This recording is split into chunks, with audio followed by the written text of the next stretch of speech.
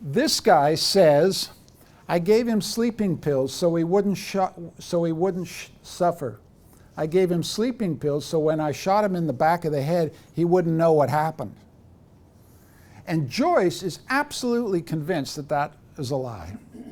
That he's saying it to the assembly so that everybody thinks, well, he's not a completely inhuman brute. He has some concern for the feelings of others. Right?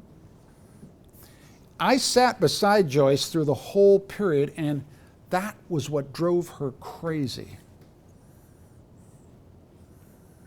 That a tiny detail, the kid's dead, right? The fact that he was given or wasn't given a sedative is hardly the most important thing about a story when you've lost your son, right? But to her, it's a sign that this guy can't be trusted to tell the truth at all. That the whole process didn't give her what she wanted, which is the literal, factual truth about what happened to her son. Okay? So what I learned as someone who watched this is the truth that matters is very detailed, very specific, and very forensic. That the process is highly political and you can't understand the trade-offs unless you get right up and see the big picture of what South Africa is going through. And the other thing you learn about it, and this is something I think may be of general use for the class, is this isn't therapy, for God's sake. You know, she doesn't come out feeling wonderful about South Africa and reconciled to white people, right? She goes through a political process because the Madiba, her president, said she had to do it. And the audience understands we got to do this because it's the only thing we can do to consolidate political stability in our country and get us away from the risk of civil war. That's why I'm doing it. I'm doing it for the country. But don't tell me I feel wonderful about it. And don't, as an outsider, think that when we're talking about reconciliation, we're really talking about therapy. It has nothing to do with therapy. I'm being very aggressive and blunt about it because sometimes I think outsiders go to these places and think, we're going to watch a wonderful, heartwarming story. Black reconciling with white. Lions lying down with lambs. People saying, I feel these things I never felt before. It has nothing to do with that. This is politics, politics all the way down. And it's very tough. It's very tough.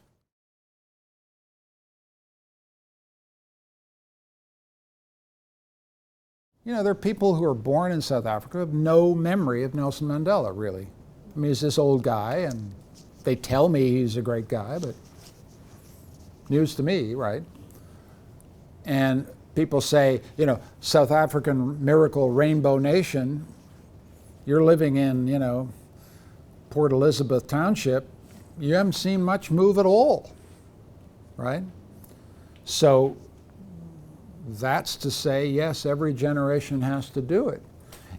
And I think that's an important point because you can go to South Africa and hear all these young kids giving Nelson Mandela a hard time, and one reaction would be, oh, don't you realize what a great man he was? I mean, no, that's not the right reaction. The right reaction is the next generation is going to have to take the reconciliation project on itself.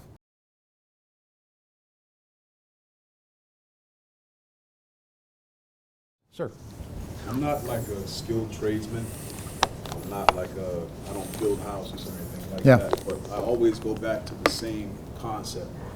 If the foundation on something is built wrong, something cannot stand. Mm-hmm. And when I was reading, I didn't want to make this comment today, put myself on blast, but when I was reading this, I was kind of saying to myself, how can you reconcile something? Like if you think of a tree cannot grow if the roots of that tree are stale, they're rotten. Mm-hmm. There are things in there that disease that tree. It's not going to grow. So how can South Africa be reconciled with the way and the manner in which it in itself came about? Yep. Well, let me give you the answer a South African would give to that, which is that and I've not talked about it at all in this discussion, but it's the Constitution. The answer to your question, to use your metaphor, the foundations of the building, what a South African would say to you is, yeah, how South Africa came to be back into the 16th, 17th century as a settler, white settlers from Holland arrive and they enslave black people, and it runs for 300 years. What the constitutional process in South Africa said was, we're not forgetting that past, we're not wiping it out, but we're digging new foundations. We're going to go down to granite here and put some piles down there that allow us all to stand on the same platform called the Constitution. That's the claim that's being made. But many South Africans would say exactly what I heard them say the same thing to you, as you've just said to me, which is, how can we be reconciled? Because the whole way this thing started is wrong. And the history cannot be redone. And that's why the Constitution is so important to many people, because it allows them to say, look, I know about the history, but we created a Constitution that guarantees equality of rights for every South African, and that's the basis upon which we have to proceed.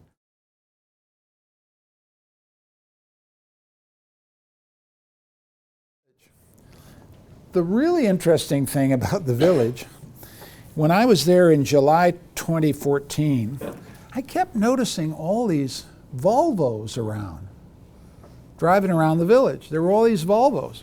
And then when I listened, I kept hearing all this language, and I know enough about Yugoslavia to know this. They weren't, the kids who were running around and getting out of these Volvos weren't speaking the Bosnian language. They were speaking Danish. They were speaking Swedish. The people who survived this massacre became refugees and went to Sweden and Denmark. And they've now rebuilt their lives. But every July, to commemorate this massacre, they all stream back from Copenhagen and Malmo and Sweden, and they spend 2 weeks with their kids in the village. And the money that they've made as tool makers, as working in airports, whatever they do, and the Bosnian Muslims have been very successful refugees, they put into rebuilding their houses. The houses that they had in 1993 before they were massacred. And they put the kids in them, and the kids run around, but they don't speak any Bosnian now. They speak mostly Swedish and Danish. And then the end of July, after they've commemorated their ownership of these houses and their membership in this village, they get in their Volvos and they drive back to Denmark and they drive back to Sweden. And the houses are shuttered up for the rest of the year. And so you have this extraordinary village in which nobody lives, but all the houses are perfect and all of them are preserved. All of them have beautiful, that German shuttering and everything, and alarm systems and the whole thing.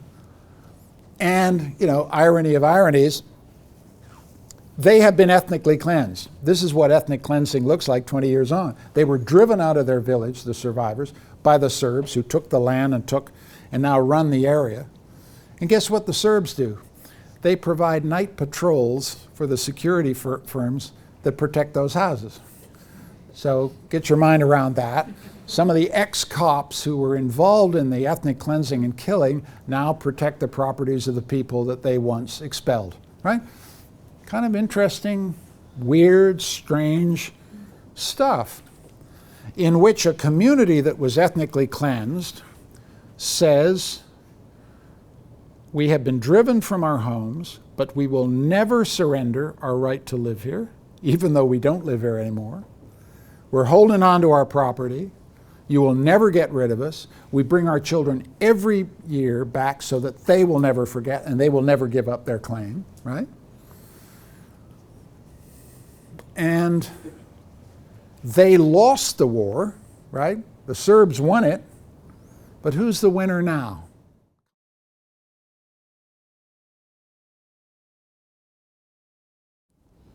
the mayor of the local town, you go to talk to her and you say, you know, what about this?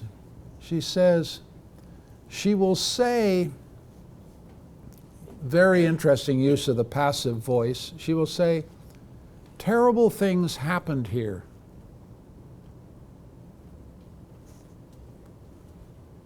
A passive voice that makes you want to ask, sort of, who did what to whom, lady?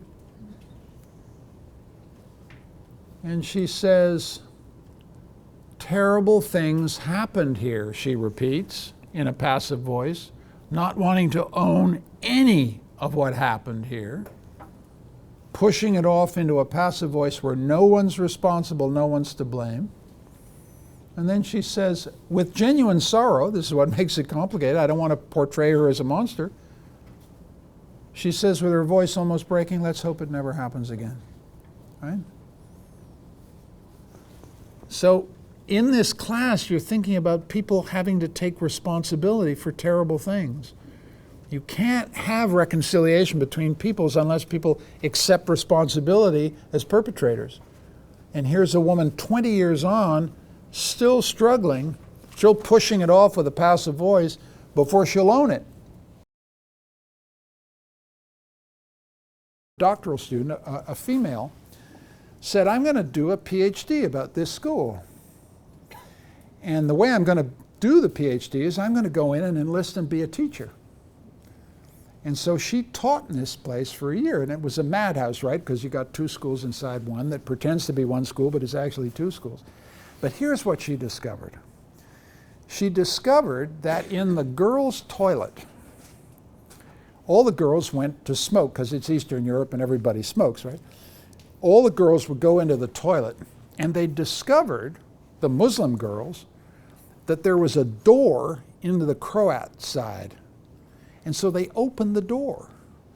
And so they discovered, this teacher doing this research kept wondering where her girls were going, and they were missing classes, and they came back smelling of smoke. So she tracked down and went into this bathroom, and what she discovered in all the stalls were all these girls sitting there puffing away, but they were mixed.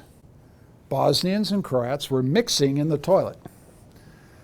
The girls were mixing, and then pretty soon the boys heard about it, so the boys were coming into the toilets as well.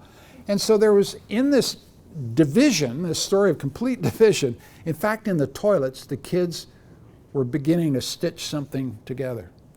And a lot of the talk, because she then did her PhD about what they were talking about, they were talking about what teenage people talk about, which is, you know, boys and hairdos and this and that. And they were, you know, a lot of ethnic and racial division is heavily charged with sexual fear and phobia and innuendo, right? The Muslim girls had questions about the Croat boys had questions about the Muslim girls, and it was in the toilets that they were kind of doing what teenagers do, which is working it out. They weren't making out, I want to make it clear. There was no sexual, but they were talking. And then she began to notice that little by little, occasionally, just occasionally, they would meet outside the school. So I'm trying to find hope in this story. The hope I can find in Bosnia was in that toilet. That is, 16-year-olds, not quite knowing what they're doing, just thinking, this is crazy. This is crazy. We share the same city. We're the same people. We got to talk a little bit. And so you're hoping out of these little kernels will come something.